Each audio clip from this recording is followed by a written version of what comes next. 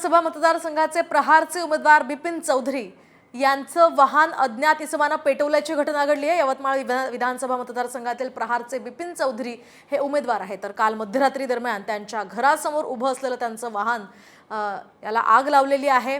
दरम्यान हे वाहन नेमकं कुणी पेटवलं आणि कशासाठी याचा तपास सध्या पोलीस करतायत। आपण पाहतोय ही गाडी कुणी पेटवली, कशासाठी पेटवली हे अद्याप अस्पष्ट आहे। या संदर्भातला तपास सध्या पोलीस करतात। मात्र अचानक ही गाडी पेटवल्यामुळे सध्या चर्चा सुरू झाली।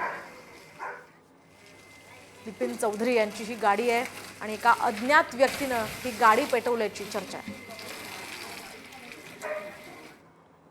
तर दुसरीकडे मुंबईवरून पार्सलनं नागपूरला आणलेले 1,64,00,000 दागिने जप्त करण्यात आले। गुन्हे शाखेने ही कारवाई केली आहे। मुंबईवरून पांडुरंग पाटील नावाच्या एका व्यक्तीने सोन्याचे हे दागिने असलेल्या पार्सलमध्ये नागपूरला हे विमान पार्सल सेवेतनं पाठवलं होतं। शेख सलीम शेख वजीर आणि